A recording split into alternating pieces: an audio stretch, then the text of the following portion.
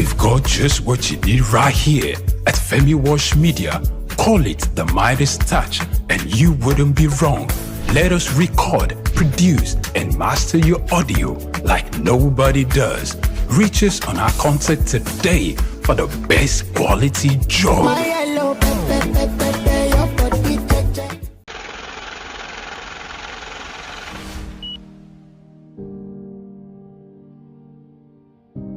Soyinka, born Akiwande Oluwole Babatunde Soyinka on July 13, 1934 in Abeokuta, Ogun State, southwest Nigeria, stands as one of Africa's most celebrated literary figures and a global icon of resistance against oppression.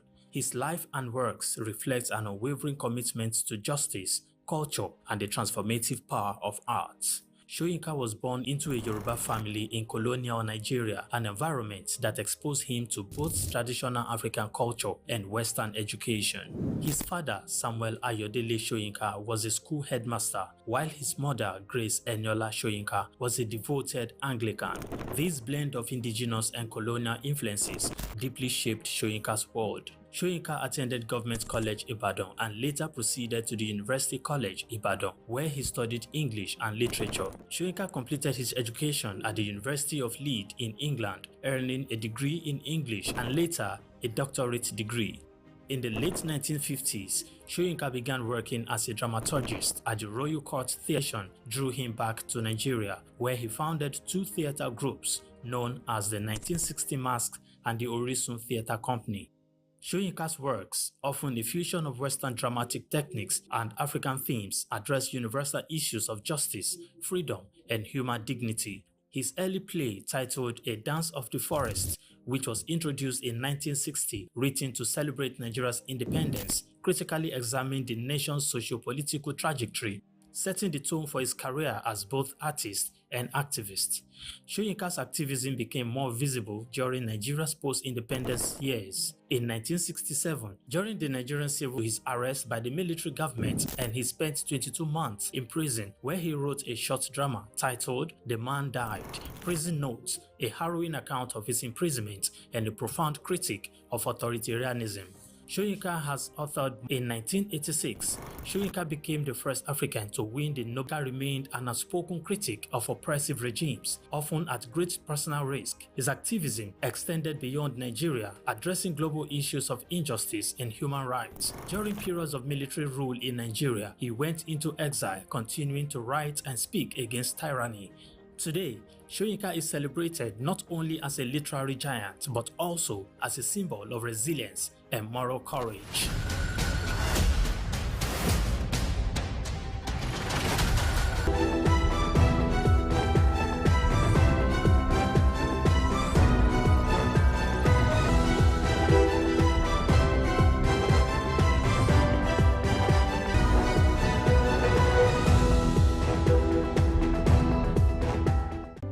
Welcome to the Africa Development Studies Center, ADSC.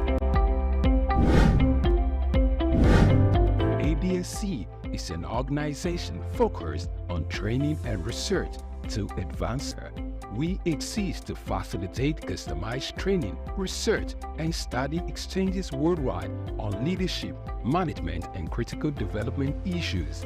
The center offers a platform for the exchange of ideas and best practices, training and education programs, as well as publishing and disseminating development-related knowledge. Our faculty consists of experts and researchers with extensive experience in policy formulation, implementation techniques, and monitoring and evaluation. Our methodology involves talks, individual and group exercises, games, video screenings, and discussion seminar sessions in a cozy atmosphere, making learning enjoyable for our participants. For more information, email us at info@adstudiescenter.com or call +234 912 039 236.com to learn more about our programs and upcoming events. Africa Development Studies Center, rethinking Africa.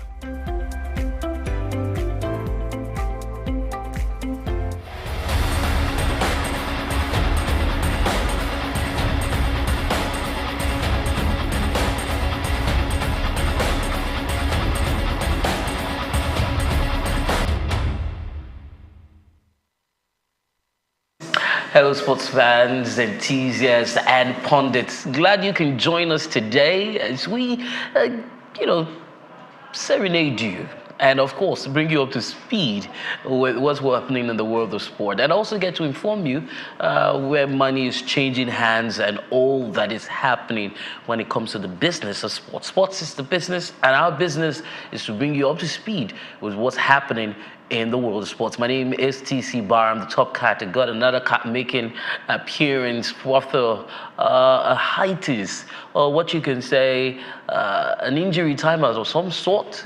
Were you injured? Well, I wasn't injured. You went AWOL.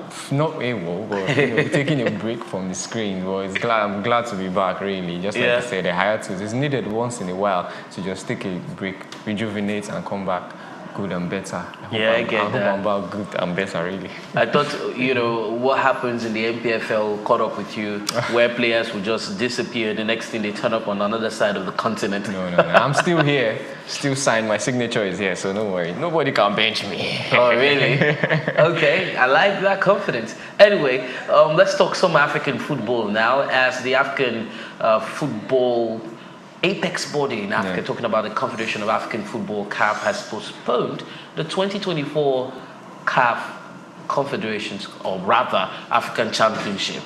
Well, so some progress has been made. The three host countries have gone on to put up constructions, upgraded their stadiums, training fields, and of course ancillary services such as hotels and hospitals have been put in place. But then the CAF technical and infrastructure experts have determined that additional time is needed to meet the rigorous standards which CAF is put in place for this championship. So the draw for the tournament, took place it's taking place today, rather. 8 p.m. That's going to be at 8 p.m. Nairobi time, with the exact dates of the tournament commencement in August 25 to be announced by CAF at a later date. We also know that the also been unveiled, so we're going to be looking forward to a full-blown press briefing, interview, and of course the event, the glitterati and all that that's associated with it tonight. But what does that tell you? I mean, if you had to put this side by side with the UEFA tournament or FIFA tournament, before you have competitions of this nature postponed, you would understand that it is beyond impossible to have to do anything. Yes. And in that situation, you just have to postpone. But then the amount of money that's been put in to get this done, you would have expected, that all the loopholes, because CAF is not even giving us a date. At least not yet. Well, I feel they want everything to be in place before these games commence, because we saw what happened in Ivory Coast. It was a smooth one. Matches were played at Wendy. Infrastructure, that tournament a successful one. So I would like them, or I would feel that they don't want to go back when you talk about standards. Like, the standards should be met, or either upheld or surpassed. And I think that's what they're trying to avoid. I mean, when you look at that, or other international bodies like the FIFA, the UEFA's, and when they host tournaments and when they do these things, it just happens. So we love it. We like. So I feel that's what they're trying to uphold. After all that money spent, what's the value for money? What's the atmosphere like? What's the fan experience? Because the fan experience is also important, because it has to boost tourism. You have to have a return on investment at some point, because people will come out from different parts of Africa to watch these games live, to support their team. And also you have to also put your best foot forward when you talk about countries that are hosting this tournament. So they have hosting of this tournament. So with the postponement, the Nigerian Super Eagles B team have been in camp. The director of technical, which is Austin Eguavon, who has gone back to his previous role. He visited them alongside the new institute, which is in Ogun State. Despite pledges of support to the new Super Eagles gaffer, Fidelis Electrico, and his colleagues, Gumodede, see how they can contribute and to support Eric Chile as the new Super Eagles coach. But then these guys have been camping. Amount of funds that's been put together to ensure that they remain there in camp. And how do I describe it now? plans that have been put in place. With the new announcement, I don't know how they're going to take it. Would they let these words go back, or would they keep them in camp? Would they go back to their various clubs? Of course, they were drawn from, some of the local sites, despite clapbacks from people saying, oh, why did you have go back since there's no dates yet?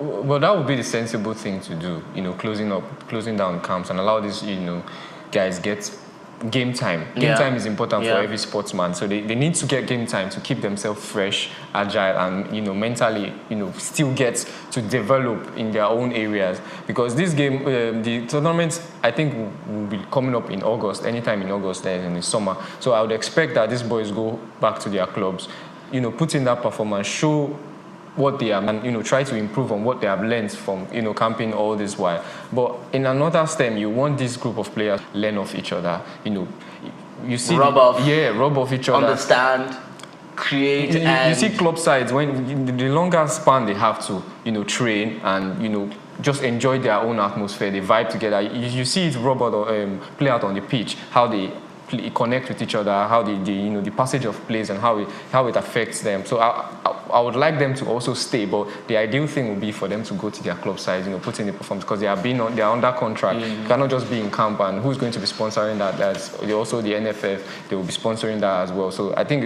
in a way it cuts costs, but in a way it also helps them to keep on playing, keep fit, which is mostly important for footballers. All right, so another thing that I want to look at now in this regard is the fact that we have a Super Eagles B team, carefully selected. We have some of the best coaches in the local league assisting, to ensure that these crop of players are groomed brought up to optimum level to represent the country. But here's the thing now, guys. For a while now, we've not had a sustainable plan, a plan of graduating these boys from Super Eagles B to A. Ever since the 1996 Olympics, when you had the rare opportunity of lifting the trophy, there's not been another team that's graduated from that level on the 20 into the Super Eagles. We do have an under 17 team, or rather we have under 17 competitions, under 19, under 23, and then the national teams.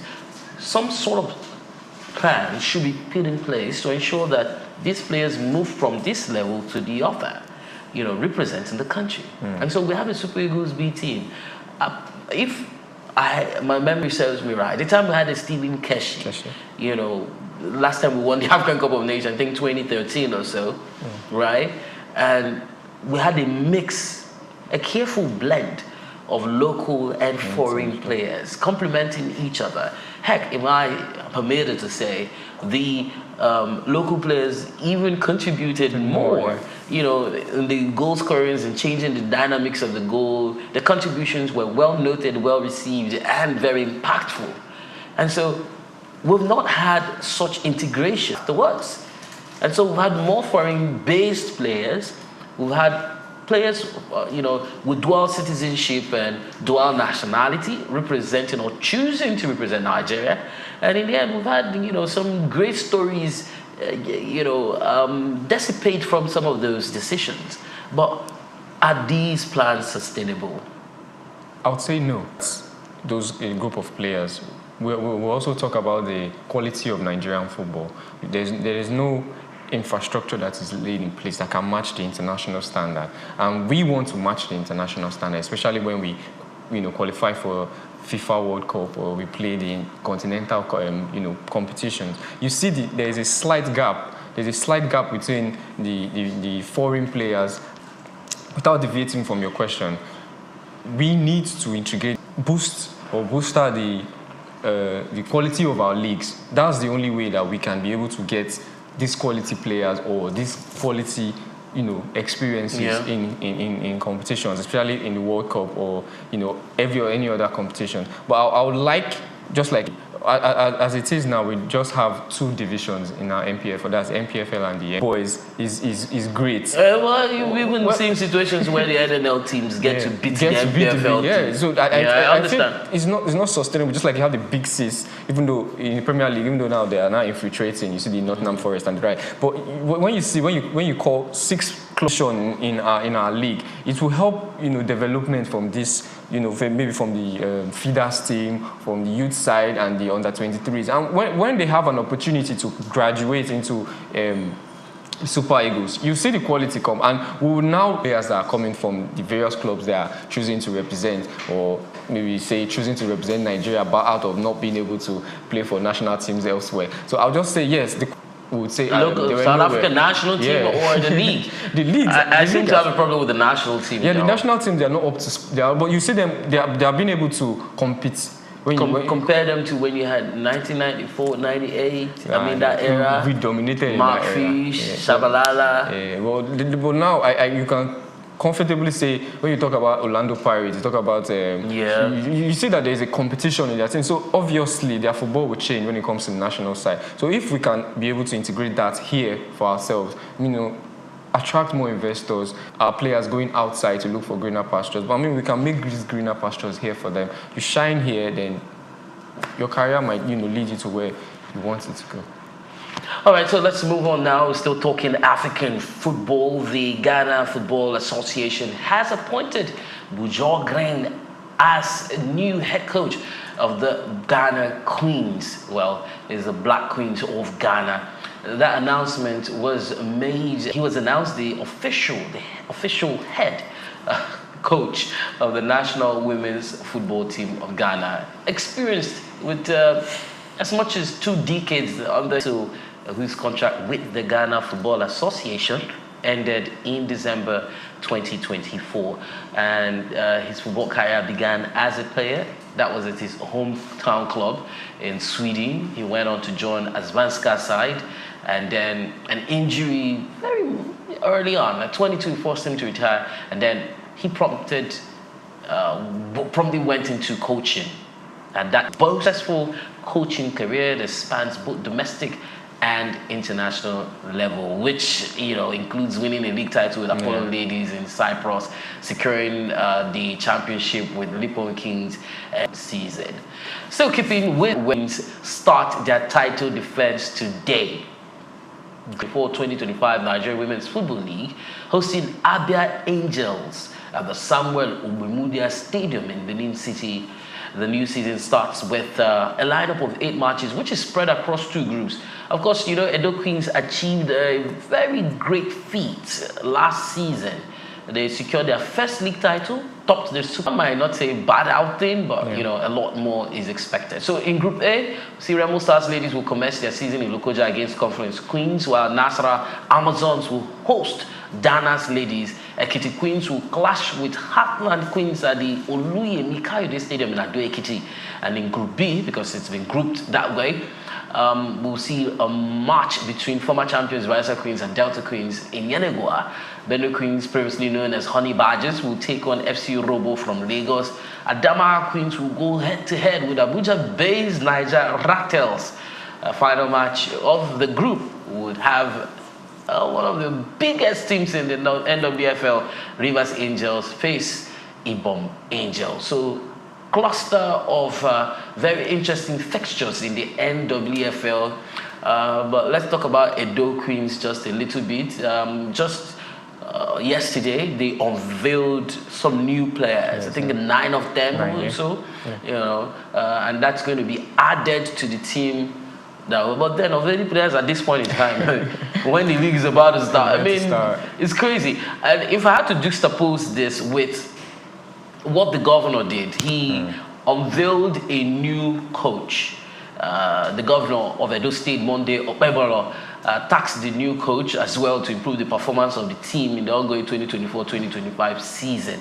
The team now has a new coach, has a new team manager, right? I think there's one other official that was unveiled as well. But the issue I have with this is the NPFL is at a point called some drastic measures. And so do you think the coach will make an instant impact? We saw Stanley Egoma come in, just a couple of weeks or just barely a month or more ago for Imba with Olaraju and me asked to, put his card on the table.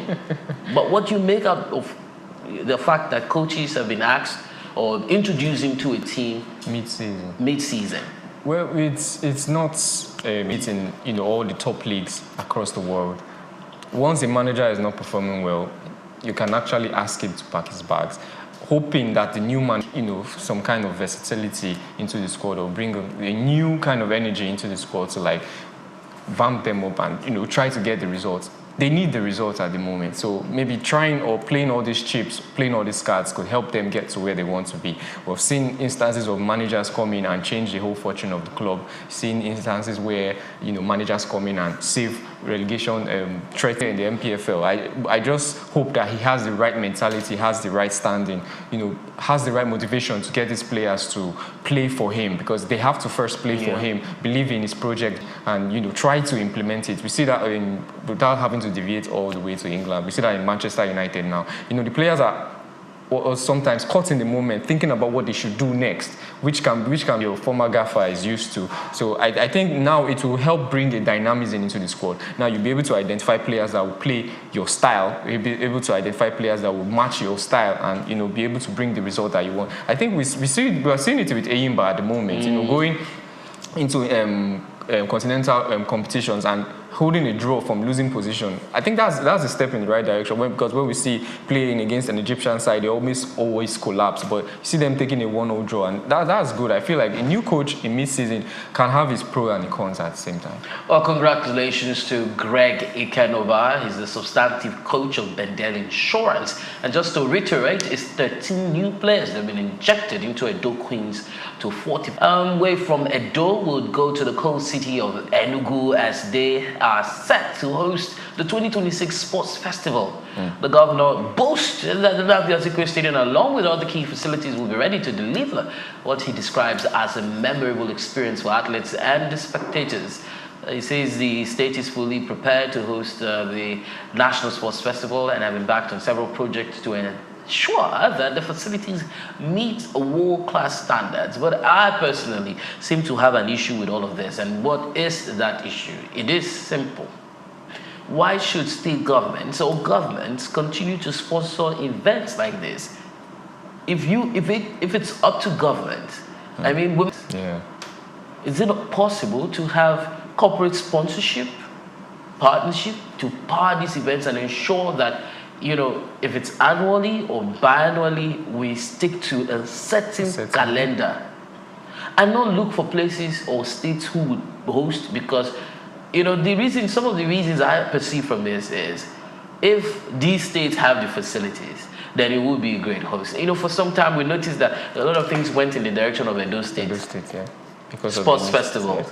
The governor was willing to invest in it. The state had the facility, and so all of these events went in that direction. But then, for how long are we going to continue like that? It's not sustainable, because you might have a new governor come in and completely wave that aside. So I think getting, like you said, will I say a sustainable plan, a template. Someone, or it's like say a body that can invest in these things and make sure that they are independent of the government. You empower them with the tools they need to, making sure that this happens maybe twice a year. I mean, you have the UEFA, we have the FIFA, we have which other competitions that are, popular, and these things keep on going. We have CAF. CAF is independent of any government parastatal or anything, across Africa. So why don't we do that? Remove the government influence and allow these people to take charge. You would see development. That's how I feel it. You see development. Regardless, you also need to put, people in charge to checkmate their activities and also make sure that they don't step outside their lane.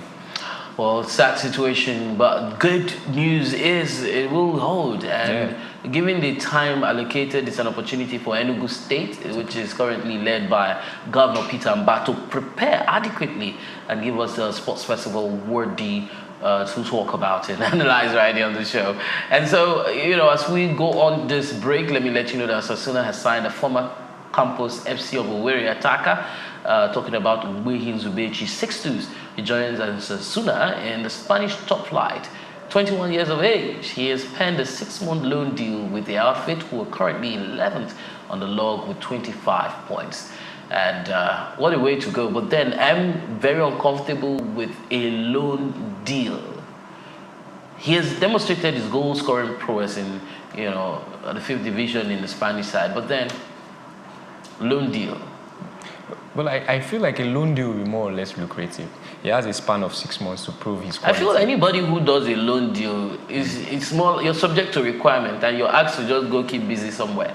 Yeah, but he needs the exposure. I feel he needs it. If he goes on, if he gets playing time, you put up a performance for the fans. If they chant your name twice, 3 times in the stadium, I mean, you become fan favorite, and they will be obligated to keep you. Yeah. I just feel he's more or less like a challenge for him personally, not for the club, because he has come from way colder waters. Now that he's getting warm, recognition, like Osasuna is 11th.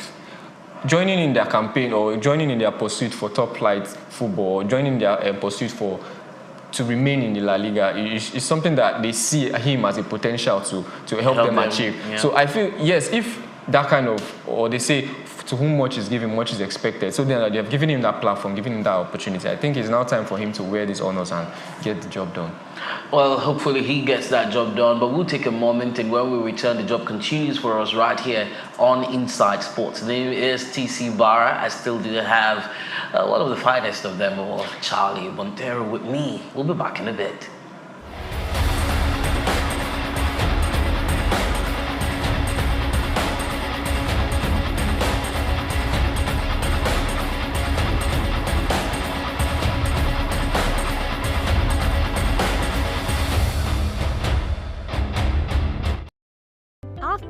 Africa Development Studies Center, ADSC, we are committed to driving sustainable growth and development across Africa through innovative training and research. Our mission, empowering leaders, policymakers, and professionals with the tools they need to create lasting change. With customized training, dynamic research programs, and study exchanges on leadership, management, and other critical development topics, ADSC offers a platform for exchanging cutting-edge ideas and global best practices.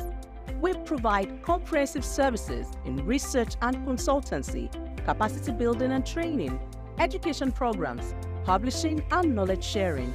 Our esteemed faculty, composed of seasoned experts and researchers, ensures that is insightful and practical. We specialize in policy development, implementation strategies, monitoring, and evaluation. At ADSC, learning is engaging and enjoyable. Our unique methodology includes talks, interactive exercises, games, video screenings, and lively seminar discussions, all in a comfortable and friendly environment. Ready to make an impact? For more information, email us at info@adstudycenter.com or call +234 912 439 2362. Visit us today at www.adstudycenter.com to explore our programs and upcoming events. Africa Development Studies Center, rethinking development for Africa.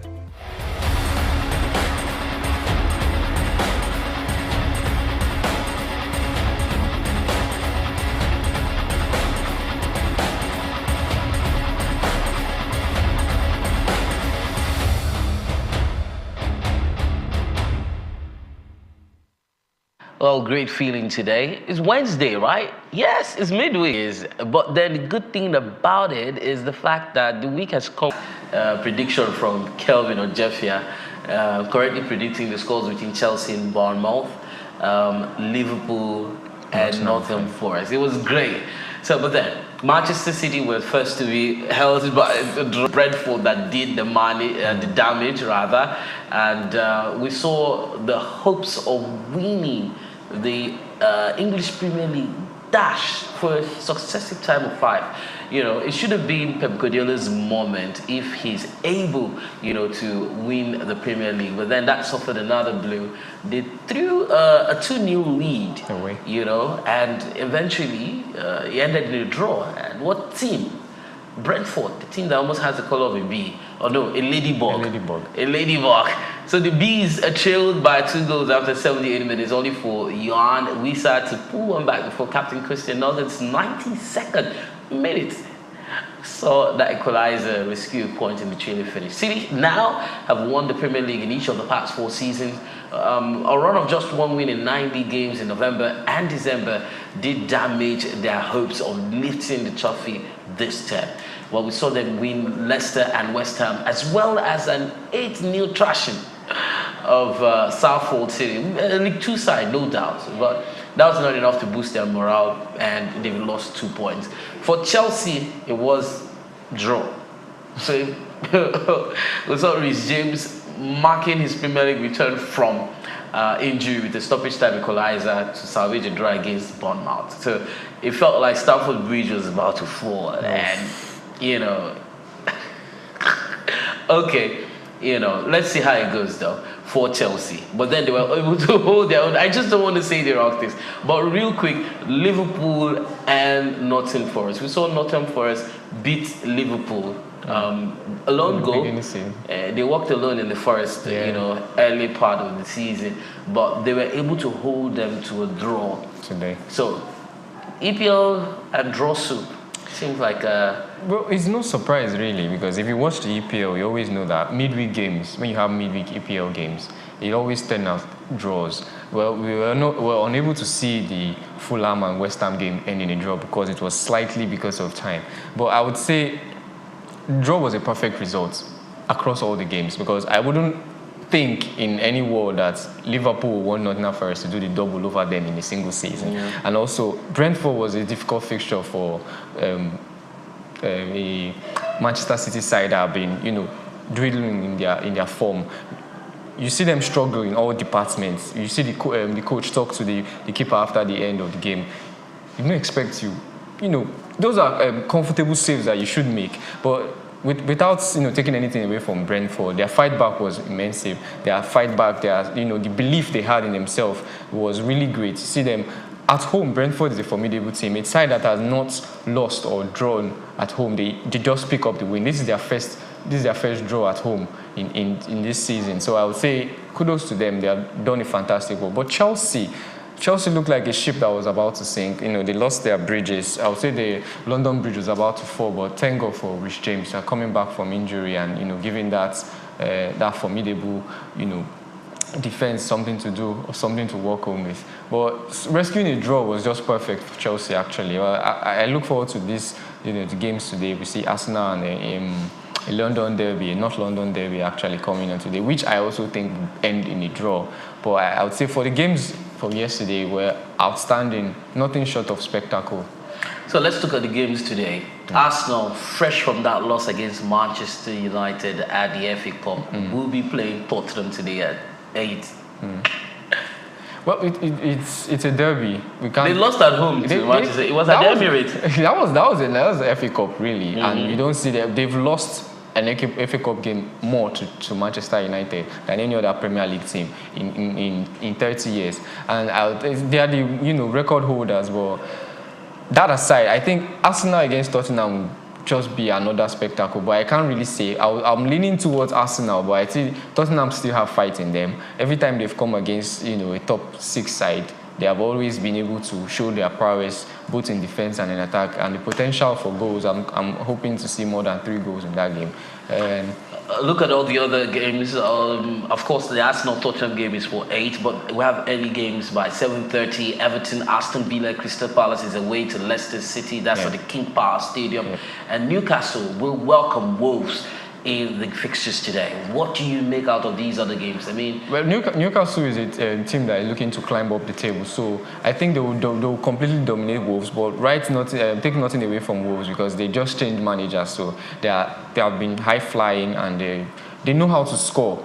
That is, Wolves, you don't keep a clean sheet against Wolves. And Leicester against Crystal Palace is more or less like a 50-50. You know, I don't see anyone drawing their punches in that game, and I'm totally leaning towards Aston Villa for the game at Goodison Park. I hope you don't fall off while leaning. But then let's lean towards Italy, where Juve have continued their unbeaten start to the Serie A campaign, but they were held to a 13 draw in their opening 20 games by Atlanta. Kelvin did get the predictions there a little bit wrong. I felt, he said Atlanta could hold Juve to a draw, but here Kalulu fired in from a tight angle, put Juve ahead. We saw Matteo Ratubi mark his return from injury with a diving header, and then he equalized with his 13th goal of the season. It was a third consecutive draw for Atlanta, who are third on the table, level on points with Inter Milan, who have 2 games in hand and 4 points behind leaders Napoli. But we saw opportunities come up where Atlanta could have scored more, but Edison had a low shot palmed away by Juve goalkeeper, while Ademola Lookman's effort was cleared off the line by Tjorn Miners. Juve are the first side to draw 13 of their first 20 games in a Serie A season since Inter in 2005 or 2004-2005 season. They are 5th on the table, 13 points off the top, and the most draws in a Serie A season is Mantova's 22 in a 34-game season in 1966. So for you, there's the Italian Serie A, seems to be boiling up. Yeah. But then for a team to amass as much as 13 draws, seems like the unexpected for a traditional side like Juventus. Well, we've seen something like this happen in the EPL. I mean, the season where Arsenal went unbeaten, they had 14 draws in all their games. So they are still currently unbeaten. I mean, Juve at the moment, they've not lost. And I feel like if they keep putting on this performance, not settling for draws, but because they need points. They need points to climb up the ladder. They need points to qualify for, because I don't see them winning the league. They need points to qualify for Champions League or qualify for Europe at all. Because Thiago Motta is doing a good job at his first spell coming back to his club, where he retired. I feel he's a coach with prospects. I mean, you put him in the same category like them, the Javis, the Artetas, the young coaches that come back to their own, former teams and try to push or spur these players into a dynamic, dynamic formation, because they don't play a static formation. A game where they went, I think it was a game against Como that they went one player down. You see them still fight and they held on to the draw. Playing against an Inter Milan side, an international side that I would say is more or less a bigger boy right now compared to Juve. They were able to hold their end. So I feel they still have prospects to get or climb up the ladder in Serie A. I hope that they will do a lot of business this January transfer to help boost their squad and give them players that they would need to continue to fight towards the end of the season. Let's see how that plays out. AC Milan are 7-2 after coming from behind to become thanks to goals from Theo Hernandez and Rafael Leao after Sandiao had opened scoring for the home side. So tonight we do have Inter against Bologna, and that's a game that would happen, I think, at 8:30 or 8:45 to be precise. What do you make out of that fixture? Bologna might not be such a strong threat for Inter, and Inter is at home. You think that's done and dusted for them? We always like the underdog story. Bologna is a team that Thiago Motta left for Juve, so they've still been able to hold their end.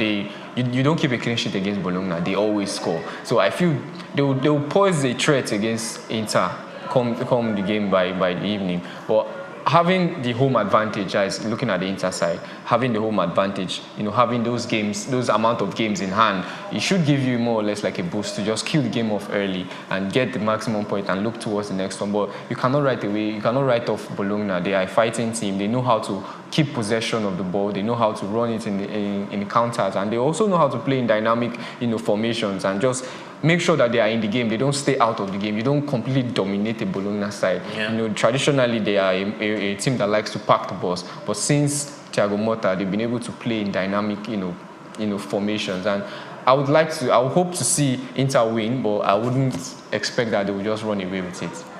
All right, so Bayern Munich is up against Hoffenheim today. We do have Bundesliga's fixtures, a lot lined up. VfL Bochum against St. Paul, and then Union Berlin playing host to Augsburg, VfB Stuttgart against RB Leipzig, Werder Bremen playing host to FC Heidenheim. Those are some of the fixtures that will be on the Bundesliga. You can get to see them starting off at 6:30 with VfL Bochum, and with a late fixture or late kickoff at 8:30 between Werder Bremen and Hoffenheim. But then Bayern Munich Hoffenheim is not much of a big deal, would you say? Bayern Munich should take that one away because they have the home advantage. They also have the experience. They have the players. Well, it's football. Anything can happen. But Bayern Munich is in time past, this is a fixture they've, thrived on. This is a fixture they've excelled in, and I don't expect anything less from them, actually. All right, we'll move our attention now to tennis, where Novak Djokovic did surpass Roger Federer's record for the most major singles match played as he reached the Australian Open third round, which is ongoing. 37 years, he made his work in this 430th Grand Slam singles match. But, imagine triumphing, beating a qualifier, Jamie Ferrara, 6-1, 6-7, 6-3, 6-2. And that win did give Djokovic the sole ownership of all-time record for most Grand Slam singles matches played among men and women, and takes him past his former rival, Federer, who played his last major match at Wimbledon in 2021. Still talking tennis, Zhang Qinwen admitted it was not her day as she was beaten in the Australian Open second round in the biggest shock of the tournament so far. Sadly, the Chinese Zhang, runner-up to Arina Sabalenka last year at the Olympic singles gold medalist, did lose 7-6, 7-6, 6-3 to German veteran Laura Siegemund. The fifth seed is the highest ranked player from either singles draw to lose so far as the Melbourne Park is concerned. We had Zhang, who was irked by two-time violations during the match, one of which cost her a first serve. And then she, complained to the umpire that she could not see the shot clock, which tells players how long they have to they have left on the clock before they serve, before the 25 seconds allowance runs out. What do you make out of the tennis scene and the Australian Open ongoing right now? Well, no, nothing. So I'm not surprised about Djokovic's record because he's the one that stayed longest in when you talk about the big three or the four. You say four? Who would you put in there? No, I would still say the big three because the fourth person has not been able to achieve what this guy have. And now Djokovic, running one further or one ahead of the other two, I'd say he has really stamped himself or placed himself as the GOAT of tennis, and well deserved because it takes a cool head coming from those series of injury he had last year. He was struggling. He was supposed to be at the Olympics, but he pulled out at the tail end. So I would say kudos to him. I feel he can still go one year again and fully stamp himself as the undisputed. We've talked about this on this platform a couple of times, before we evolved, and the conversation tilted, how long can he go on? And you've always had this perception about him continuing as long as he can, without any iota of doubt. If you got it to you, continue. And look at Cristiano Ronaldo and Lionel Messi. Here he might be coming back to Europe, Barcelona for a loan when the MLS go on break. What do you make out of that? Well, it's a spectacular one, especially for Barcelona, if they can still get his signature or still get him to come back, because I think when he was going, he said this is not goodbye. This is not a goodbye. This is your see you later. And I guess he's going to see them later. And right now, that squad needs a lot of experience. You need a lot of leaders in that team, because right now they have young players. They're holding up their ends, but they still need that. Will I say that figurehead, that player that they will be able to look up to control the game. That midfield maestro, Messi can give you that can dictate the pace of the game. Okay, this is time for us to relax, calm the pressure. This is time for us to push to attack, and just brings that dynamism into the game. But if they can be able to secure his signature, that would be a very good boost, especially now that they are going through some financial, which they claim that they have come out from, but we know they're still going through some financial crisis. Lionel Messi coming back to the Camp Nou or coming back to wherever they for free would also help boost our people coming back to watch them. When you rack up the tickets, sales, you'll be able to get more money and run the club perfectly. So we have a confirmation that Aston Villa has acquired the signature of Dorian Marlin after an increased bid of 25 million euros was accepted by Borussia Dortmund. But then we hear the German club is holding firm on the asking price of 30 million. So, if this is sorted... Well, it is. He has held up the jersey. He has a number already. So I think it's more or less sorted. They've done whatever they had to do. Yeah, but then what do you think he's valued at? What do you think he's worth? I wouldn't think... Well, he's... 25 is a good bid.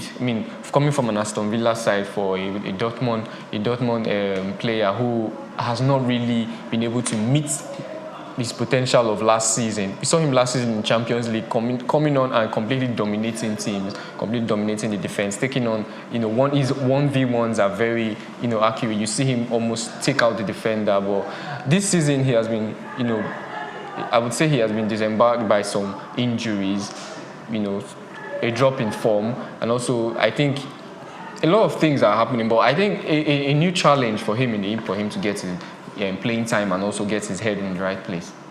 Well, newly appointed West Ham manager Graham Potter seems eager to rekindle his ties, and this is with former club Chelsea. He's interested in signing 26-year-old English midfielder Kieran Dewsbury-Hall, along with the very experienced England fullback Ben Chilwell, who is 28 years old. Brighton and Borussia Dortmund, we hear, are competing for the signature of Liverpool's 21-year-old England under-21 winger Harvey Elliott. And according to the report, Ipswich are actively exploring the possibility of signing the seasoned 36-year-old former Serbian midfielder Nemanja Matic from Lyon. I don't know what you make out of this, but then that's our segment on Rumor Has It. Yeah. I was hoping, if you could take more. But I think Nemanja Matic is an experienced midfielder. It is an experienced DM as well. I think they currently lack that player that can hold that midfield role, that can, that will be the link between the defense and the attack. I mean, they need that sitting or holding midfielder that can help stop the attack from the opposing side. So if they can really secure his signature, I would say it will be an exciting addition. But I do not see him matching the pace of the Premier League. We know how fast the Premier League is. We know how fast Ipswich play off the counter. They like to sit back a lot and hope that the lab can carry the attack on his own. But an addition like that would help, with experience, would help with grooming these players as to where they need to be, how much it would help the, just the coaching staff as well. So yeah, in a way, Nemanja Matic coming back to the Premier League is something that we want to see. But I don't see how he would help this current Ipswich team climb out of that relegation position. Well, the last segment on the show is sports business, and it's the bottom port where the money is what matters. And of course, where will we be talking sports without talking money? Because it's my business to talk sports, and sports is business. Anyway, we talked about Barcelona just a moment ago, and we talked about the fact that Barcelona seem to also have financial issues in the kitty. But then the vice president resigning, the news making the rounds over his handling of the lucrative kit extension with Nike.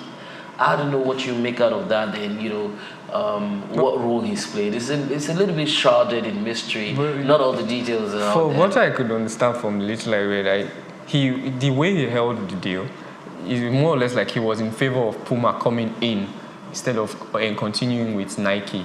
But because of that rumor, Nike had to cut on the deal they were proposing, since they felt like their time at Barcelona was being threatened by Puma. Puma has gained ground with their kids competition. So I felt like he was more or less like because now they are saying they've been able to come out of their financial crisis because of that lucrative deal that they were expecting. But the role he played was to help that deal, or would I say it was to facilitate lobby, the deal from materializing, and they felt like, or he felt like he was cause, and I guess more or less like the backroom staff and the board encouraged him to resign. That's what I could make out of the story, but not much detail, like you said, was given concerning that particular story.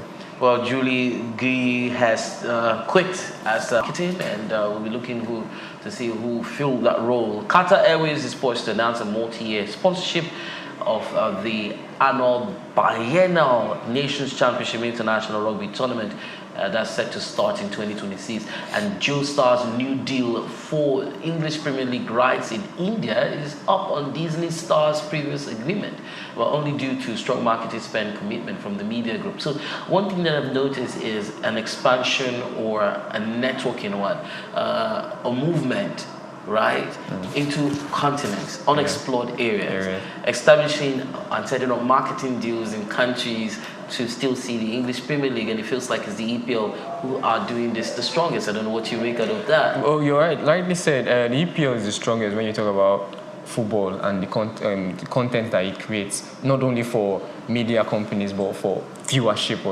of this content. I mean, there's a lot of talk about EPL in India. If you watch their extra shows a lot, you see that the Indians tend to follow. They stay up even late into the night to see these games. So why not bring this thing exclusive to them, just the same way you would in other continents. So I guess, yeah, it's a lucrative one, especially with the population of India at the moment. So obviously diving into that that market or that place would help them, in revenue generation as well. Well, Tick says the clock tick tick. What you have to do quick.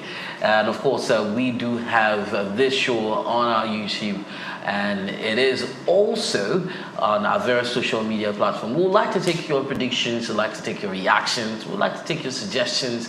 We'd want general feedback on Inside Sports, and to do that, you have to follow us online on our social media platforms. You can visit our website or just go and type on SOUQ News TV on YouTube, Instagram, Facebook, Twitter, across all the major social media platforms. So you just visit www.souqnewstv.com, or rather souqnews.com. Yes.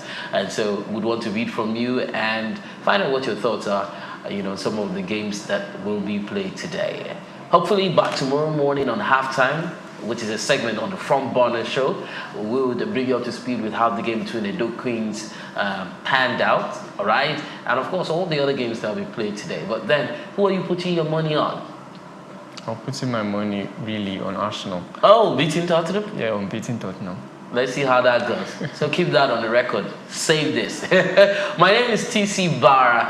I'm the top cut, and I've been with none other than Charlie Montero. It's been a pleasure. It's been a pleasure with you being back here. A new year, a new demographic for us to explore. Yeah, and more money to be made. Yeah, more money to be made, my G. All right, thank you so much, guys. On behalf of everyone who is ensured that you receive a script loud and clear, tomorrow 4 p.m. Nigerian time.